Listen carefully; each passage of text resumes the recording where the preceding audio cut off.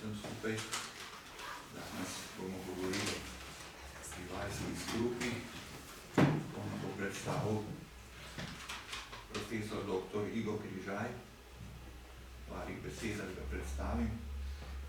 Otroška leta in mladost je preživel v Idriji, kjer je zaključil osnovno šolo in leta 82 maturiral na gimnaziji Jurija Vege.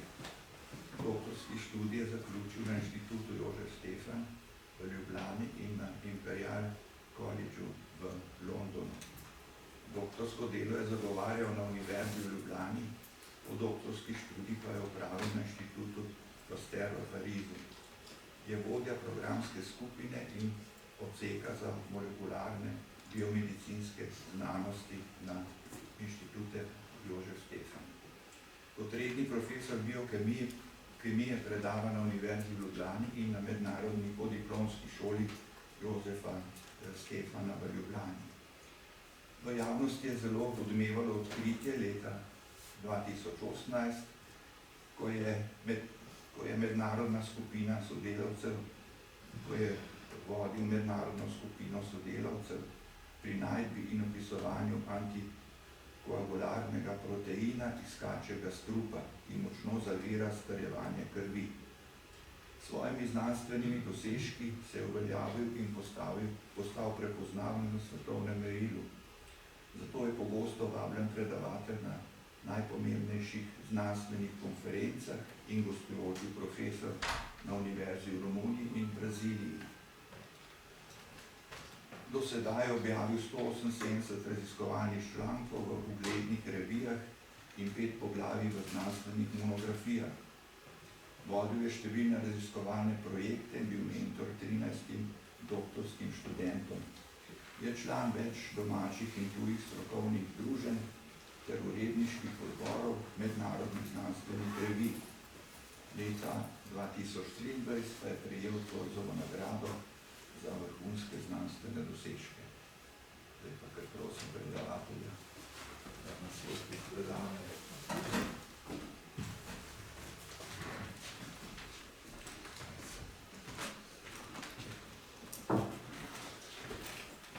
Dober večer.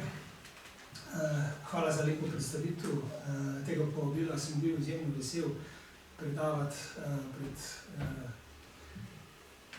auditorijem tako ugledne skupnosti, kot je Slovenska matica, mi je izjemno čast. Jaz se ukvarjam z živalskimi strupi in danes bomo naredili na tako kratko potovanje skozi svet strupenih živali. Videli boste, da so strupeni živali velika nadloga, lahko so pa tudi izjemno koristne zadeve. Torej, prekletstvo in blagoslov živalskih strupov. Tukaj sem prikazal en tak pregled oziroma eno pot, skozi katero se bomo danes na kratko sprehodili.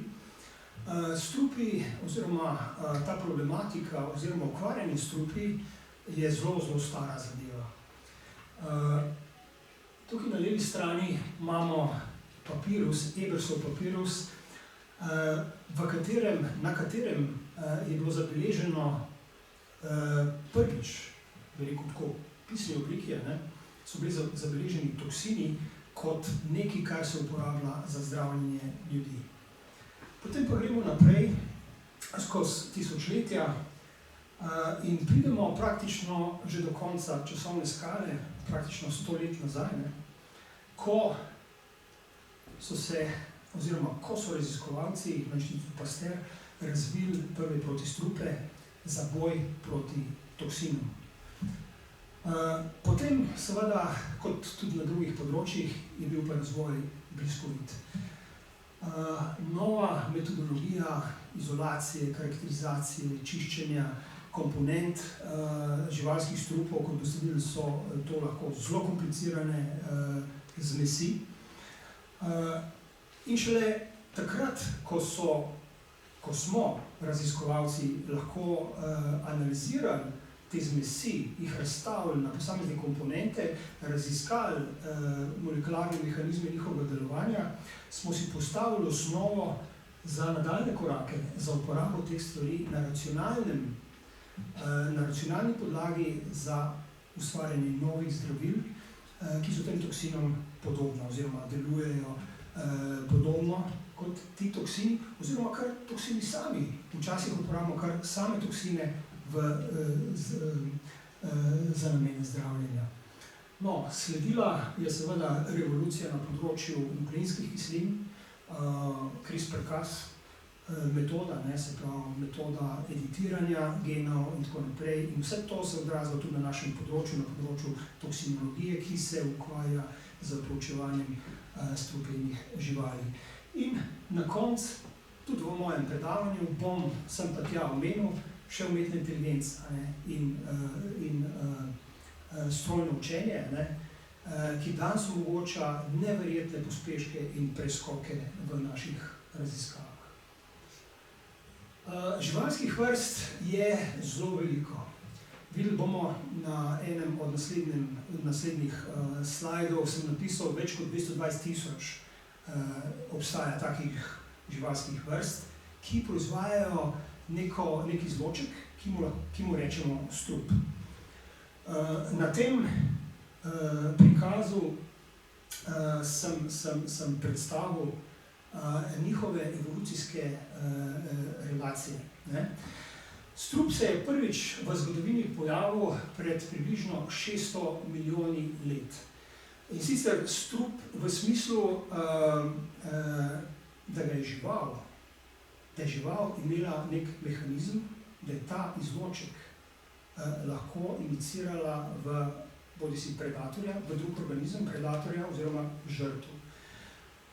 Prej seveda so tudi obstajali toksini oziroma neki beljakovine, recimo najstarejši so že 2 milijardi let nazaj nastali.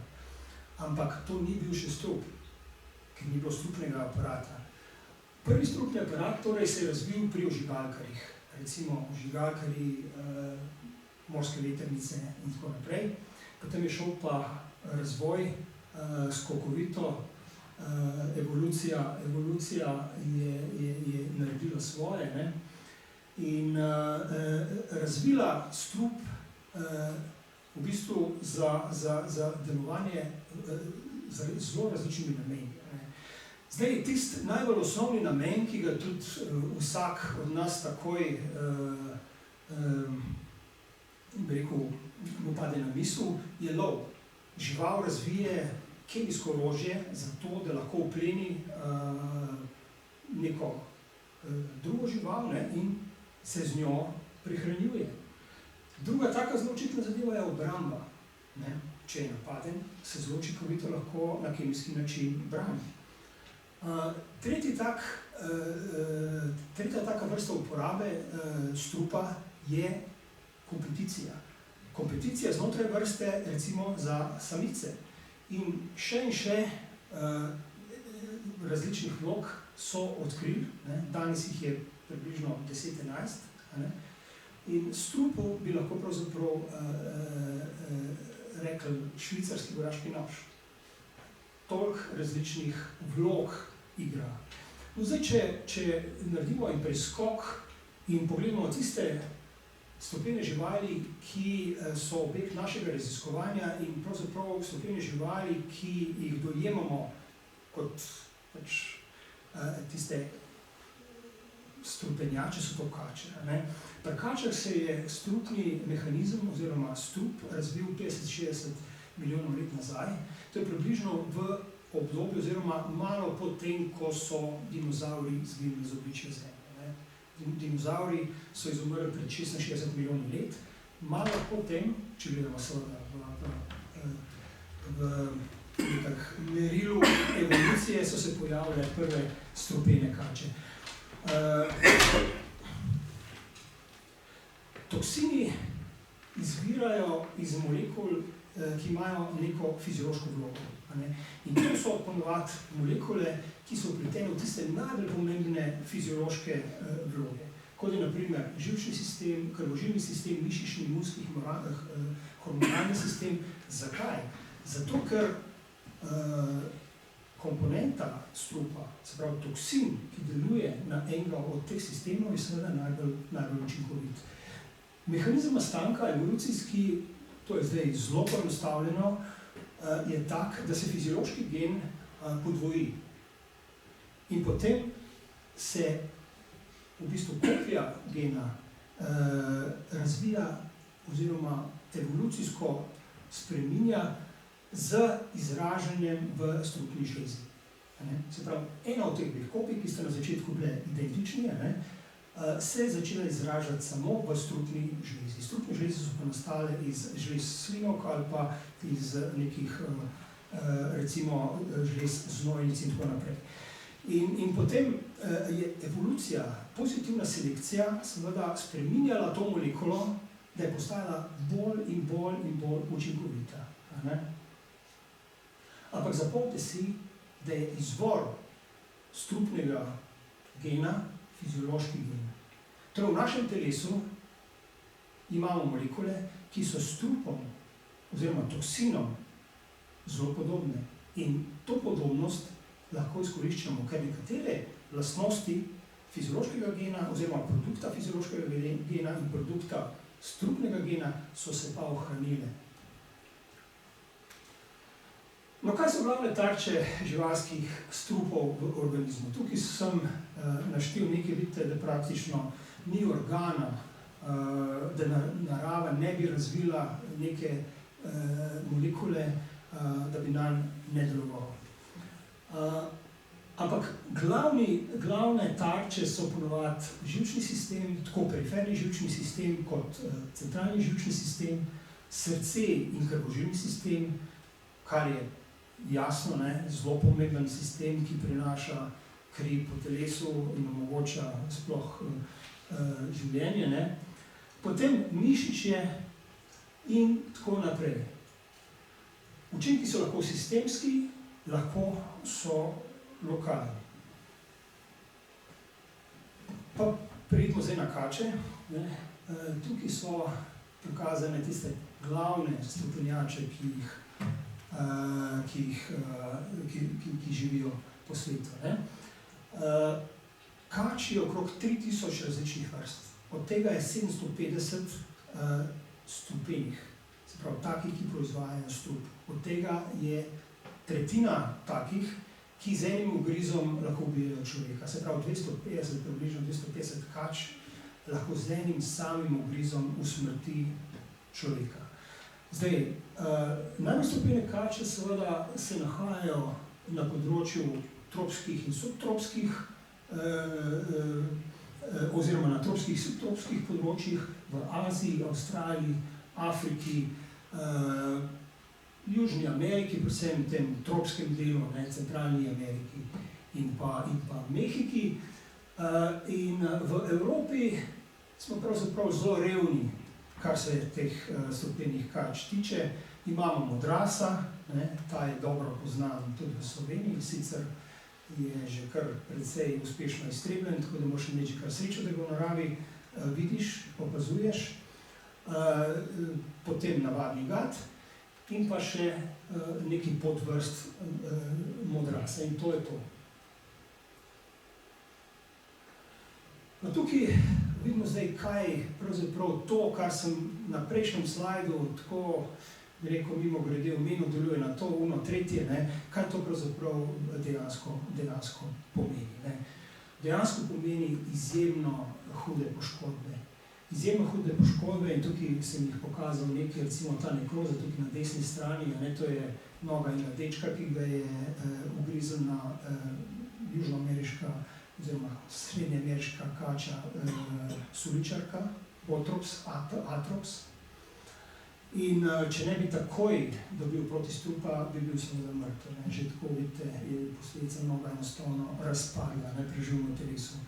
Tukaj vidimo mehurjenje kot posledico ugriza indijske kobre, naja, in tukaj gangreno, ki jo je povzročila črnovrata kobra plivavka, tista, ki špricne strup. Tukaj gor vidimo nevrotoksični efekt. Sploh so elapide, kot je recimo Bungarus Cerulevus, to je navadni krajt, to so azijske kače, južna, jugozahodna Azija, so zelo nevrotoksične in ta deček, ki ga je ugriznila ta kača, ne bi mogel dihati. Ne bi mogel dihati, nevrotoksini v strupu te kače so blokirali dihalne mišice in če ga ne bi priključili na umetna pljuča, na umetno respiracijo, bi fant se pač zadušil. To je sicer tudi en deček iz Indije, ampak popolnoma enak efekt se od časa do časa vidi tudi pri žrtvi, ki jo ugrizne modras, ki se zastrupi z modrasnim strupom. To je tako imenovana palpebralna ptoza, veke pacient ne more dvigati. To je evidentna demonstracija nevrotoksičnega delovanja strupa. Poleg tega nevrotoksičnega delovanja pa modras povzroči tudi, da se kri ne striljuje, se pravi, je strup, ki je antikoagulanten. Kri se ne ustavi in enostavno krvavimo. Po drugi strani recimo je pa primer, da boje raslovega gada, indijska kača, ki pa povzroči, da se kri popolnoma stredi in jasno žrtev z strjeno krvjo ne preživi. No, ta strašna slika tukaj gor je pa tudi posledica ugriza modrasa. Ugriza modrasa, po tem ugrizu je prišlo do zelo obsežnega in intenzivnega edema, zatekanja in potreben je bil kirurški poseg, ki mu pravimo fasciotomija, z tem, da je kirurg zarezal v tkivo, se je sprostil pritisk v tkivu in s tem se je v bistvu zavaroval pacienta pred tem, da bi mu odmrl ud. Ker ta konstrikcija, ki pride zaradi močnega edema, lahko povzroči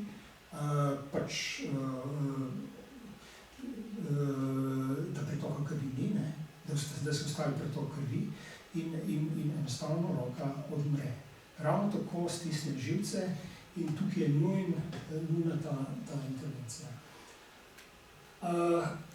Strupeni ugrizi kač so izjemen zdravstveni problem. Tukaj sem na tej sliki samo hotel ponazoriti, kakšno je razmerje med škodo, ki jo povzročijo ugrizi kač, strupenih kač, in škodo, ki jo letno povzročijo te najbolj razvpite tropske bolezni. Vidite, da so kače bistveno pred vsemi. In letno okrog 5 milijonov primerov oziroma ugrizov povzročijo in od 100 do 200 tisoč teh zastrupitev se konča tragično, z smrtjo. Zaradi tega je bila v tej naši skupnosti, tukaj sta dve organizaciji, jaz sem član International Society on Toxinology, zelo intenzivna kampanja, da uspemo prepričati uradnike pri Svetovni zdravstveni organizaciji, da se zastrupitve s kačjimi strupi ponovno vrsti na seznam zanemarjenih tropskih boleznih kategorij A. In leta 2017, se pravi pred 8 leti, nam je to uspelo in zdaj so spet kačji strupi obravnavani kot te v bistvu bolezni tropske, najvišje prioritete in temu primerno se potem tudi dvigne financiranje in skrb za ta problem. Pa tukaj spodaj vidimo zemljevid, kje je problematika največja. Kot sem že rekel, Indija, pa južna, jugovzhodna Azija, podsaharska Afrika, Mehika, Centralna Amerika in tropski pragozdovi Brazilije.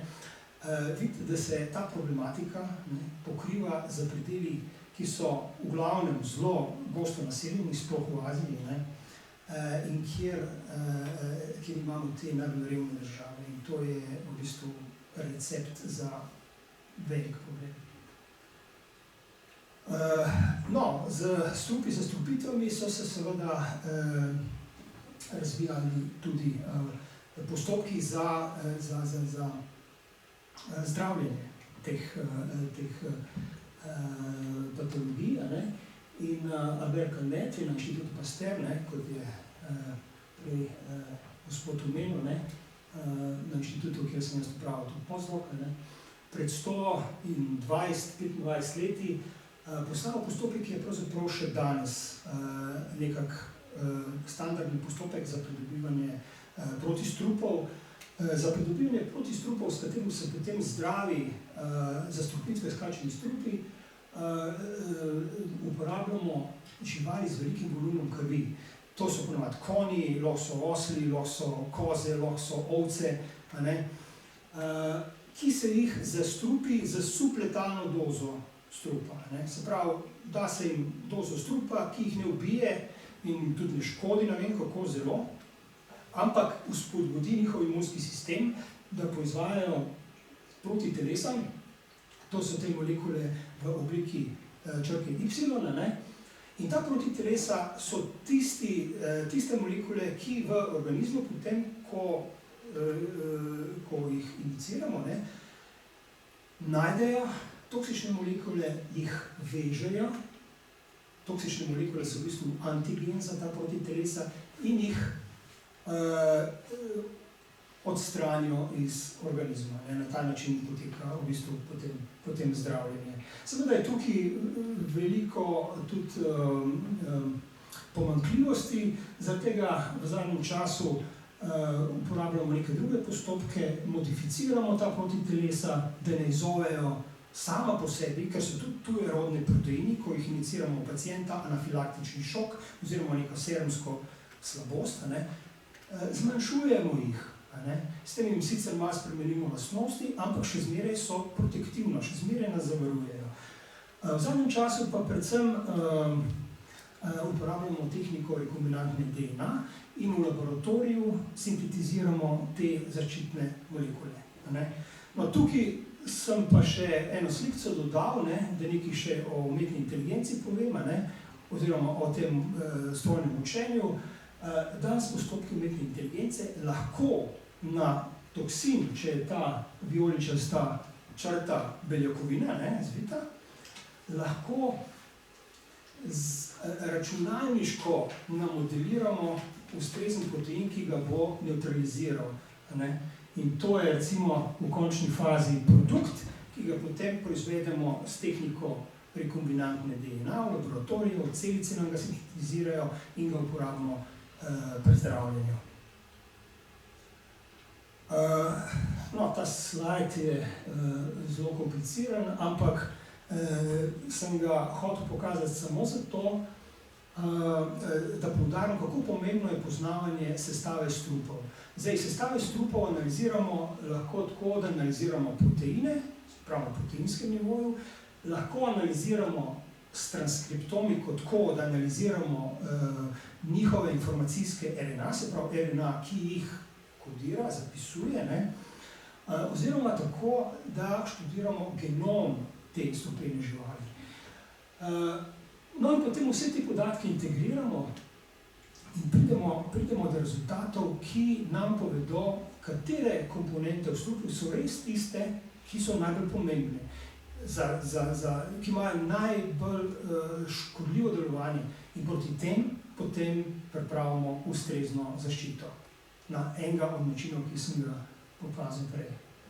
No, mi v našem laboratoriju smo tako analizirali 3 kače, ki so tukaj lokalne, že omenjenega modrasa, navadnega gada in pa malega gada, ki je pa tudi izjemno zanimiv, je sicer zelo ogrožena vrsta, ga ni v Sloveniji, živi pa na jugozahodnem delu Dinarskega gorstva, na meji med Hrvaško in Bosno. Zakaj je zanimiv? Zanimiv je zato, ker se hrani z žuželkami. In kot vidite spodaj, to je dvodimenzionalna separacija komponent v strupu, če primerjate dvodimenzionalna genska elektroforeza, vsaka pika pomeni eno beljakovino iz strupa, oziroma lahko tudi več. Če primerjamo ta dva strupa, sta si precej podobna. Ne? Če pa pogledamo in primerjamo strup malega gada z gadovim in modrasovim, pa vidite, da je razporeditev teh pik bistveno drugačna. Ma zelo drugačno sestavo in upamo, ne, glede na to, da se hrani z žuželkami, da bomo v tem strupu našli molekule, ki bodo škodljive, ki bodo strupene samo žuželkam.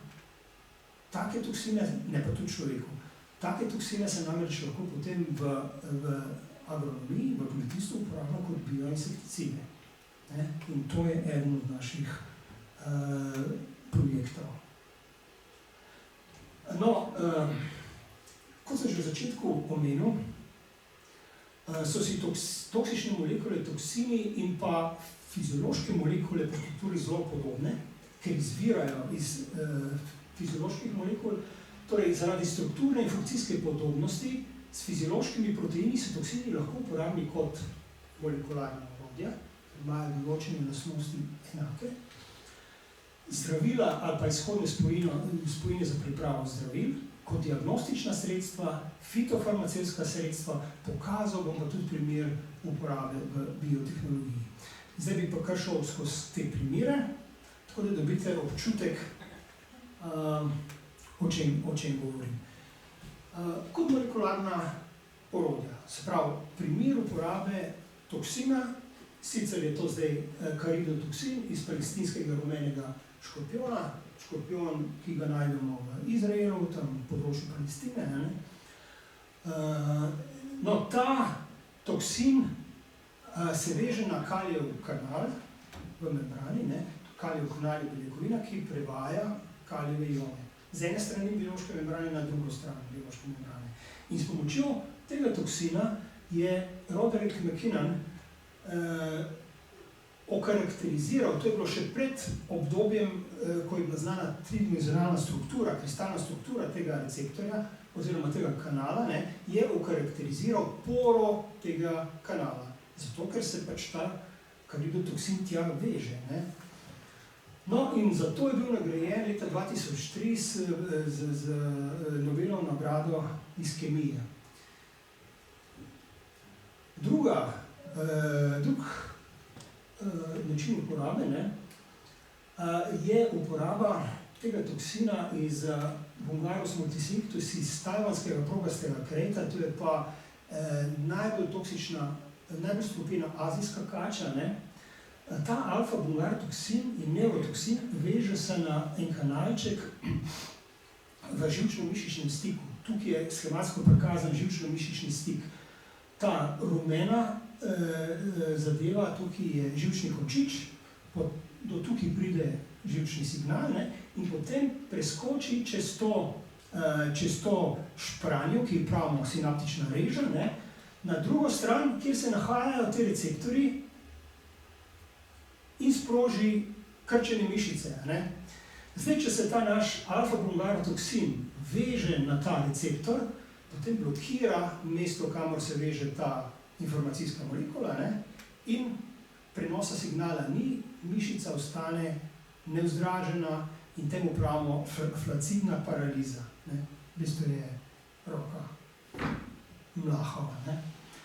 No, ta toksin so označili z fluorescenčno značko, tako da je rumeno svetu, in v preparatu, to je preparat živčno-mišičnega stika, se pravi, v preparatu so potem preparat so inkubirali s temi molekulami, ki so fluorescirale in te molekule so se vezale točno tja, kjer so njihove tarče. V primeru alfa-bungar toksina je to živčno-mišični stik.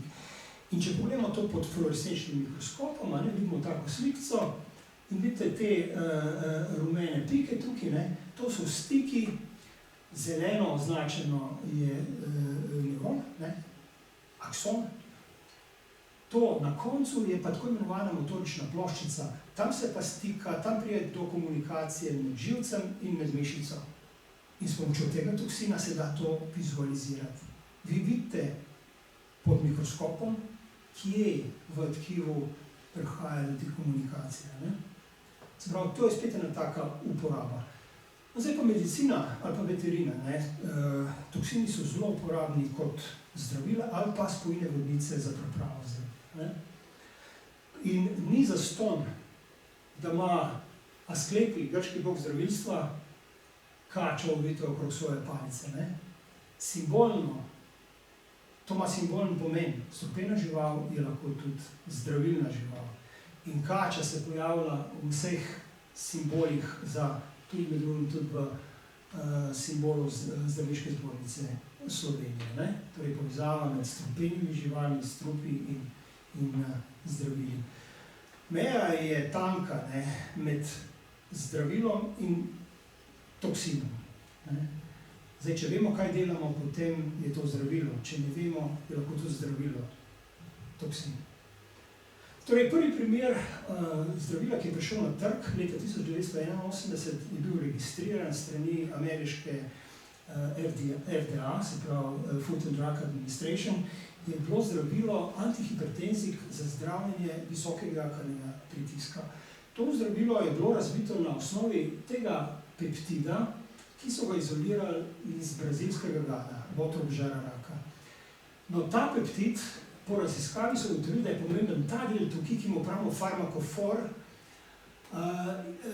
Ta peptid inhibira en encim v telesu, ki povzroča te dve reakciji. Razgrajuje bradikinin, bradikinin, ki je hormon in je vazodilator, se pravi sprošča žile, in pa pretvarja angiotenzin 1 v angiotenzin 2, ki je pa vazokonstriktor. Torej, če inhibiramo ta encim, kaj dosežemo? To, da v krvi ostaja molekula, ki sprošča žile, vazodilator, in da se ta hormon angiotenzin 1 ne pretvarja v nekaj, kar bi povzročalo stiskanje žile. Torej, dobimo vazodilatacijo. No, potem so seveda to zadevo razvili tako, da se lahko, v bistvu, da je lahko pacient dobil v obliki tablete. Tega peptida pač ne moreš vzeti kot tableto, ker pride v prebavni trakt in se tam kot peptid razgradi. Drug primer,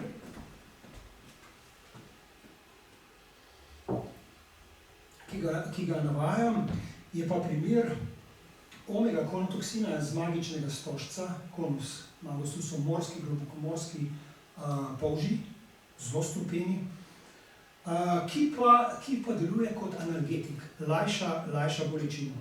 Zakaj? Zato, ker se veže na en kalcijev kanalček, spet imamo tukaj, vidite, sinapso, imamo živec, v bistvu dva neurona se povezujeta, to je pot, po kateri potuje signal za bolečino v možgane in se tam v bistvu potem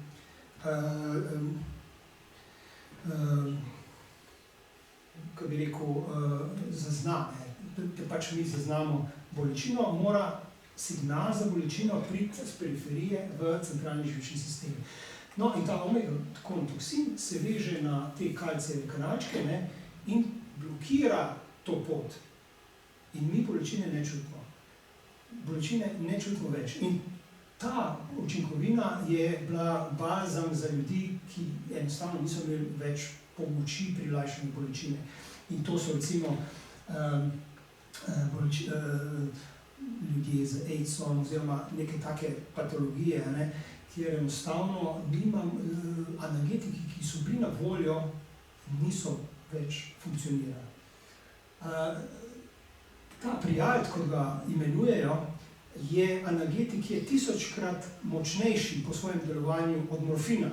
To si lahko predstavljate, kakšno moč delovanja. In pa kar je pa še posebej pomembno, je pa to. Morfija se pač ne vzameš, se ga navadiš in potem moraš povečevati dozo. V tem primeru ne pride do adikcije. Ne pride do adikcije, ni zasvojljiv. Edini problem je pa ta, ker je beljakovina, jo je potrebno dovajati direktno v hrbtenjačo, v hrbtenjačni kanal. In to je pač malo neugodno, ampak za nekoga, ki trpi neznosne bolečine, je tudi to mačji kašelj. No, omenim zdaj še to zdravilo, ki je v zadnjem času izjemno aktualno, ne? Ker poleg tega, da zdravi diabetes tipa 2, ne? To je Exendin 4, ki je antagonist enega hormona, ki se sprošča v kri, v črevesju se sprošča takrat, ko zaužijemo hrano. Ne? In ta Exendin 4 je bil izoliran iz gelske pošasti, Gela master. To je stopin kuščar, ki ga najdemo tam na jugozahodu Združenih držav Amerike, pa v Mehiki. No, in kaj je zdaj razlika med GLP-1, ki ga imamo v organizmu, in med Exendinom? Razlika je tukaj. GLP-1 se zelo hitro v organizmu razgradi, medtem ko je ta molekula bolj odporna na razgradnjo z proteinazo, to je pač neka molekula v našem organizmu, ki GLP-1 razgrajuje, ne? In zaradi tega podaljšano deluje. Ne? In v trebušni slinavki ima receptor, se veže na njega in sproži izločanje insulina. In to je v bistvu zdravilo za diabetes tipa 2. Ampak poleg tega, da sproži izločanje insulina, pa ta molekula, evo, to je ta hit, ne, ki se zadnje čase pojavlja v medijih non-stop, ta molekula povzroči tudi hujšanje. In ljudje, ne, današnja generacija pretežno debelih ljudi, ne, je to zagrabila z obema rokama, ne, in na veliko kupuje ta Ozempic, ne zaradi tega, ker bi bili diabetiki, ne, ampak zato, ker hočejo na lahek način shujšati. Toksini so zelo pomembni v diagnostiki. Tukaj imamo nekaj primerov, normalno strjevanje krvi, hemofilija, in da odkrijemo, te domene so zdaj te proteini v krvi, ne, in če kateri od njih ne funkcionira, potem pride do težave. Ne. Recimo, kot je tukaj ponazorjeno, ta podstrjevanje krvi se prekine in krvi ne ostavimo. Ne. In da ugotovimo, za katero težavo gre, ne, uporabimo lahko kačje proteine, recimo tukaj sta dva iz raslovega oziroma verigastega grada, že prej omenjenega, da bojo roseli, ki je izjemno nevarna, izjemno smrtna kača, ampak v tem primeru pa zelo koristna. Ne. In s temi preparati, ne, iz tega strupa lahko določamo plazmatske koncentracije različnih krvnih faktorjev, lahko določamo recimo to mutacijo Leiden, ki je prisotna pri ljudeh, ki so predisponirani za vensko trombozo, kri se jim pretirano, prekomerno strjuje, tudi takrat, ko to ni potrebno, in pa še za določene druge zadeve. Torej, kot diagnostična sredstva so toksini izjemnega pomena. No, ta toksin je pa še posebej pomemben, kot diagnostično sredstvo. Zakaj? Omenili smo ga že enkrat, čisto na začetku pri Nobelovi nagradi, ne pa pri kalijevem kanalčku. Ta toksin se v možganih veže, in sicer v malignih možganih veže v gliomih, se veže na kloridne kanalčke, ki so povišano izraženi v rakastih celicah. In če ga označimo z fluorescenčno značko, vidimo tkivo pod mikroskopom, fluorescenčnim mikroskopom tako. In lahko si predstavljate, kako pomembna je taka diagnostika, ko začne nevrokirurg operirati in odstranjevati gliom iz možganov.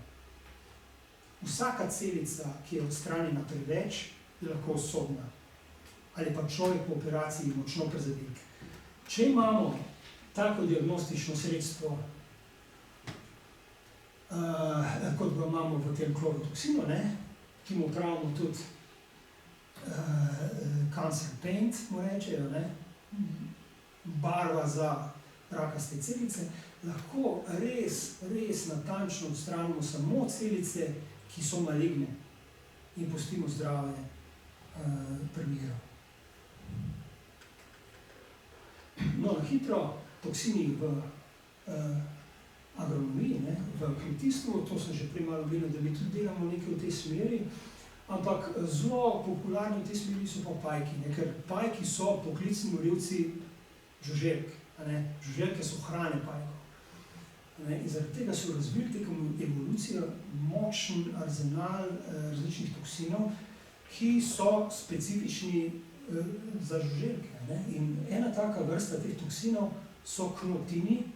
Zakaj knotini? Ker so tako zvozlani, imajo tako zelo zanimivo strukturo, in to so zelo stabilni bioinsekticidi. S temi knotini se premaže liste ali pa pošprica liste rastline, žuželka to poje in ji ni pomoči. Tako da tukaj so zelo velike koristi od teh strupov. No, potem pa še beseda o toksinih v biotehnologiji. No, in tukaj, na tem področju sem tudi jaz kar precej naredil, predvsem pa je naredil profesor Maček, če ga kdo pozna, z biotehniške fakultete, dva so bila kolega, zdaj je upokojen, in za njim profesor Anderluh, ki je zdaj direktor Kemijskega inštituta, in se s tem še zmeraj zelo veliko ukvarja. Iz konjske vetrnice, ki je vidite tudi v Jadranskem morju, so izolirali tako imenovane aktinoporine. To so toksini, ki tvorijo pore v membranah. Tukaj imamo lipidni dvosloj, biološko membrano, in ti aktinoporini se usidrajo v membrano in tvorijo poro. In zdaj lahko mi to izkoriščamo za to, da v raztopini detektiramo pa tudi določeno koncentracijo določenih molekul. Zdaj, odvisno kakšna je ta nanopora oziroma ta aktinoporin, to se pač z tehniko rekombinantne DNA da z mutacijami modificirati, da dobimo specifično za točno določeno učinkovino, ki jo merimo. Lahko potem spremljamo, a vidite tukaj električni tok, merimo električni tok skozi to poro, in na tej osnovi lahko rečemo, v raztopini je ta pa ta molekula, v raztopini je te molekule toliko in toliko. To je en način, biosenzorika. Drug način je pa uporaba pri določenju zaporedja nukleotidov v molekulah DNA. Imamo molekulo DNA, ki je sestavljena z nukleotidom. 4 črke, adenin, timin, citozin in pa guanin, se menjujejo pač v določenem zaporedju, tvorijo to molekulo, in zdaj, če mi to molekulo razvijemo, in eno od teh, kaj je dvojna vijačnica, eno od teh delov dvojne vijačnice vlečemo skozi to nanoporo, pa merimo spremembe toka, lahko iz karakterističnega spreminjanja toka odčitamo, vidite te črke tukaj, kaj si sledi, in to je postopek, ki se v zadnjem času zelo razvil in s katerim zelo hitro, zelo malo materijala in zelo poceni beremo zaporedja nukleinskih kislin. Seveda se tehnologija nadgrajuje tudi za odčitavanje, recimo ambicije je, da bi na ta isti način določali zaporedje aminokislin v proteinih. To je sicer večji problem, ampak bili so že narejeni nekateri kar lepi koraki naprej. No, več kot 220 tisoč strupenih živali poznamo. To sem rekel na začetku. Do zdaj, oziroma v vsakem povprečnem strupu je okrog 100 farmakološko aktivnih komponent, proteinov, peptidov in tako naprej. Če naredimo čisto enostavni izračun, je v naravi več kot 20 milijonov toksinov. Do zdaj smo jih pa raziskali samo nekaj tisoč. Torej, vidite, kaj se še tukaj vse skriva, kaj vse za ene zanimive lastnosti se še skrivajo in jih moramo razvozlati in izkoristiti seveda sebi v prid na področjih, ki sem jih predstavil, zdravje, farmacija, kmetijstvo, biotehnologija in tako naprej. No, zdaj bi pa eno ali pa dva primera še omenil, ne vem, koliko ste že utrujeni, mogoče en primer, ne?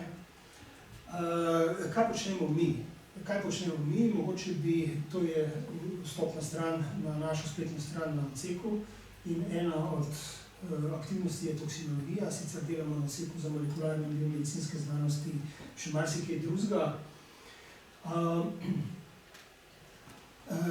Je raziskava delovanja enega nevrotoksina iz modraslega strupa. In sicer zakaj je to zdaj postalo tako zelo pomembno? In to je bila v bistvu tudi ena od glavnih stvari, za katero sem bil nagrajen, pa skupina moja za Zoisovo nagrado. Zato, ker na ta način odpiramo pot k razvoju pravega zdravila za Alzheimerjevo bolezen. No, mi smo kar veliko let porabili, da smo ugotovili, kako ta molekula deluje. To je ta fosfolipaza A2, ki jo imenujemo amoditoksin po odraslu. Odras latinsko je vipera amodites amodites. Deluje, evo tukaj imamo živčno-mišični stik, tako, da na tej strani, presinaptična strani, pravimo, blokira izločanje nevrotransmiterja acetilholina in povzroči inflacidno paralizo, se pravi blokira živčno-mišični prenos. No, mi smo to zelo podrobno raziskali, mehanizem je dosti kompliciran, ampak v zvezi z Alzheimerjevo boleznijo je pomembna predvsem njegovo delovanje na mitohondriji. Mitohondrij je pa v bistvu energetska tovarna v celici. V mitohondriju se sintetizira med drugim molekule ATP, ki so celična energija. In ta molekula naša, to smo potem tudi v knjigi natančno opisali, ugotovili smo, da se ta naša molekula veže na eno od molekul v notranji membrani mitohondrija, ki pravimo citokrom C-oksidaza, in to je kompleks 4 dihalne verige. Vse to skupaj je dihalna veriga. Tukaj poteka oksidativna fosforilacija, katere produkt je ATP, je energija, ki jo potem izkorišča celica za življenje. No, naša molekula se veže na to molekulo tukaj, na ta kompleks, in blokira njegovo delovanje. Ne bom šel zdaj v te detalje, ampak bistveno je, da blokira njegovo delovanje oziroma ga upočasni, s tem zmanjša produkcijo ATP-ja in živčna celica, najprej mitohondrij, potem pa živčna celica propade. No in kje je zdaj povezava z Alzheimerjevo boleznijo? Kot sem že rekel, je Alzheimerjeva bolezen ena največjih zdravstvenih izzivov današnjega časa, ker je populacija ljudi, pač življenje se podaljšuje in ena od manifestacij je pač Alzheimerjeva bolezen, ki je posledica degeneracije nevronov. Torej, Alzheimerjeva je najpogosteje diagnosticirana napredujoča oblika demence. In zakaj še zmeraj, kljub temu, da tako intenzivno delamo na tem, cel svet dela na tem, nimamo zdravila?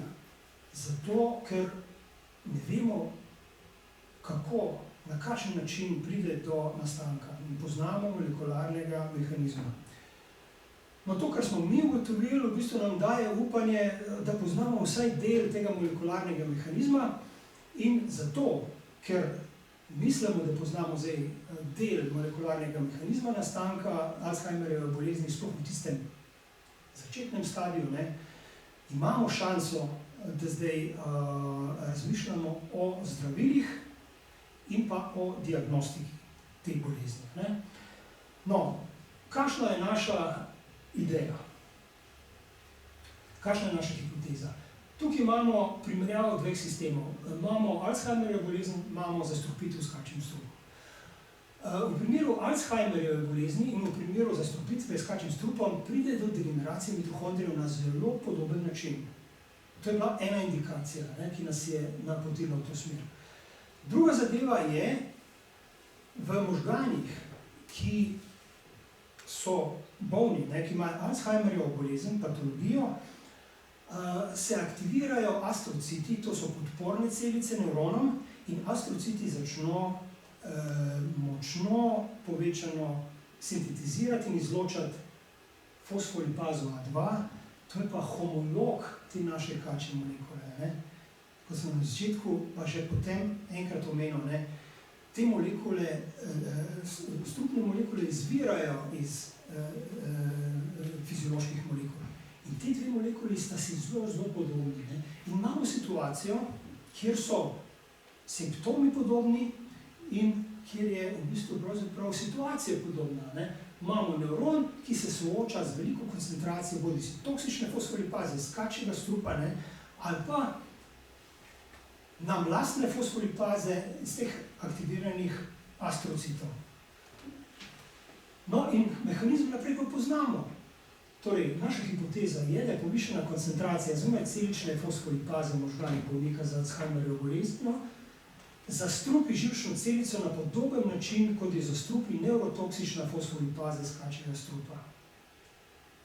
To je hipoteza, ne? In potem smo šli v bistvu na podgani model in to preverjali. Tukaj vidite, kako sta se te dve molekuli podobni.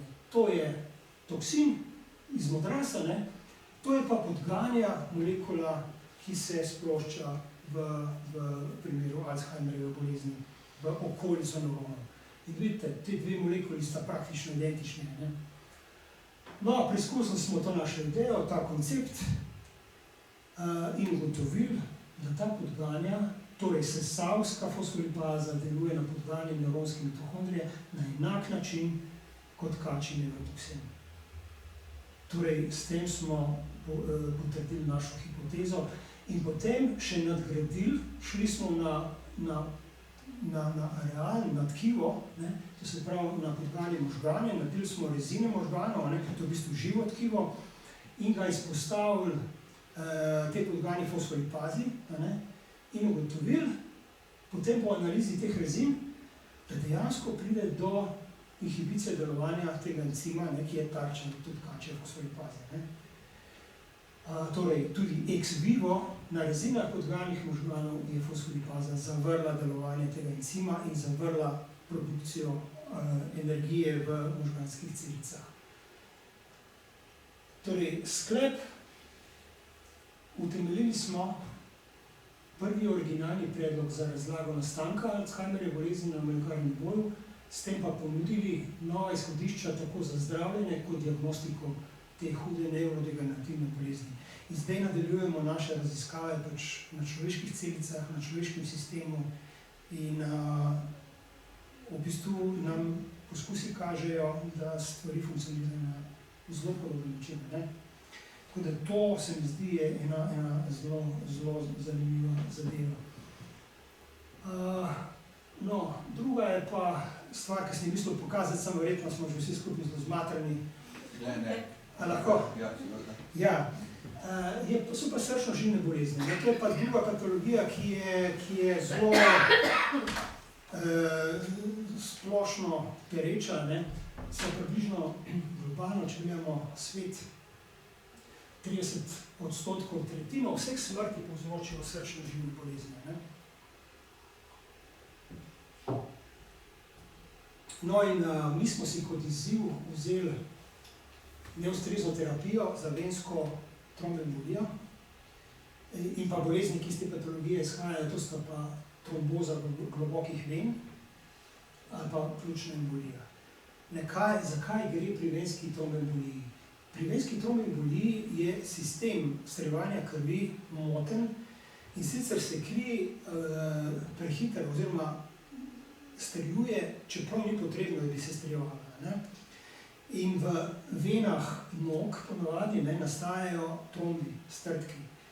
Če ostanejo tam, se pravi v nogah, potem govorimo o trombozi globokih ven. Lahko se pa te strdki tukaj odluščijo in potujejo po krvožilnem sistemu in pridejo v pljuča in v pljučih povzročijo pljučno embolijo, ki pa vemo, da je pa smrtno nevarno stanje. No, zakaj neustrezna terapija? Bolnike, ki jih zdravijo za to boleznjo, zdravijo z antikoagulanti, ki so splošni antikoagulanti. Se pravi, evo, tukaj imamo zdaj prikaz, schematski prikaz sistema strjevanja krvi. Za nas je pomembno samo to, da vemo, da gre za strjevanje krvi po dveh poteh. Intrinzična pot je pot, notranja pot strjevanja krvi, kjer so vsi faktorji strjevanja krvi prisotni v krvi. In ta pot je problematična pri venski trombemboliji. Ta druga, ekstrinzična pot, je pa pot, kjer mora kri oziroma faktorji strjevanja krvi, ki so v krvi, priti v kontakt z zunanjostjo. Se pravi, ko se urežemo, ko pride do rane, pride kri v kontakt z fibroblasti, tam gore je tkivni faktor in ta sproži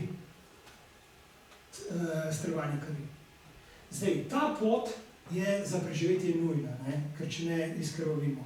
Ta pa niti ne, ampak je pa problematična, ko govorimo o venski trombemboliji, ko imamo okvarjeno in se nam tvorijo trombi, tudi takrat, ko naj se ne bi tvorila. Zdaj, zdravila, ki jih imamo, so taka zdravila, da inhibirajo tako intrinzično kot ekstrinzično pot strjevanja krvi.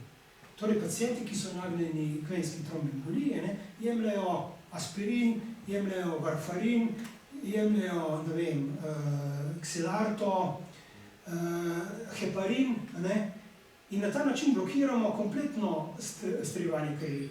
In zdaj, če se pacienta pravzaprav sicer obvarujemo pred prekomernim strjevanjem krvi, ampak naredimo ga pa hemofilika. In če se tak človek zdaj ureže, pač skrvati. No, in veliko skupin po svetu išče nekaj, kar bi delovalo samo na to pot. In zaenkrat še zmeraj neuspešno. Mi smo pa spet našli eno zelo zanimivo molekulo, ki deluje na tako imenovan intrinzični tenazni kompleks. To je kompleks faktorja 9a in faktorja 8a, ki se tvori na membrani trombocita, in aktivira faktor 10 v faktor 10a in potem se kri naprej strjuje na ostali fibrinski steljek.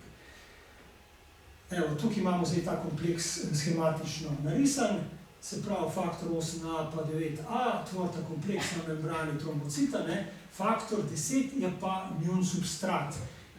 In ta del je serinska proteaza, se pravi so škarje, ki cepijo faktor 10 na točno določenem mestu in ga aktivirajo, da lahko potem gre ta zgodba naprej. No, kaj je ta naša molekula naredila, oziroma naredi? Naša molekula je homologna tej glavi, tej serinski proteinazi, tej domeni faktorja 9a. Hop, iz spodrine, faktor 9a, ampak ima samo tako strukturo, nima pa aktivnosti. Torej, iz spodrine in ne cepi faktorje 10. In zato, ker ga ne cepi, je strjevanje krvi blokirano, gotovo ne. In preprečimo tvorbo tromba. No, moram reči, da smo tukaj imeli res izjemno srečo, potem smo z molekularnim modeliranjem pa podobnimi metodami. To so pa zdaj realne strukture teh molekul, ne schematsko kot prej. Faktor 9a se nalega na tak način, naša molekula pa tvori samo ta del, ki je tukaj vijoličast, in se nalega tako. In zdaj smo raziskali to površino obeh molekul. To našo molekulo izstopa, to je velik protein, tega ne moramo uporabiti kot zdravilo. Je preveliko, ne moramo ga imati v obliki tablete, ker gre skozi prebavni trakt, se razgradi kot beljakovina vsaka. Zaradi tega moramo pa najti tiste predele, tukaj na tej stični površini, ki so ključni za interakcijo. In potem sintetizirati, pripraviti manjše molekule, ki pa nimajo v bistvu značaja proteina ali pa peptida, ki bi se razgradili v prebavnem traktu, ampak jih lahko ujemo kot tableto in grejo potem v kri in delujejo kot antikoagulant. No, ena molekula, ki smo jo na ta način razvili, tukaj gor narisana, ne, ciklična, zaenkrat je še zmeraj peptid, ampak to se da vse modificirati, smo na zelo dobri poti, ne, ker je ta peptid specifičen in inhibira samo strjevanje krvi po notranji poti, in to, kar hočemo, ne. Zaenkrat je pa še 500-krat šibkejši kot protein, ki smo izolirali iz modrasovega strupa. Torej, na nas je zdaj, da pač poskušamo zmodelirati molekulo, da ji dvignemo v bistvu to afiniteto do faktorja 8a in ji povečamo učinkovitost in se približamo učinkovitosti njene materne molekule, ne? In na ta način bi dejansko prišli do enega zelo učinkovitega zdravila, ki bi bilo predvsem varno. Nobeno zdravilo, ki se danes uporablja, ni varno, ne? Tako, in to je tudi zadnji slajd, tukaj pa del moje skupine z enega pohajkovanja po kočevskih gozdovih, ne, vsake toliko časa gremo malo na izlet in se imamo lepo. Ja, hvala lepa za pozornost.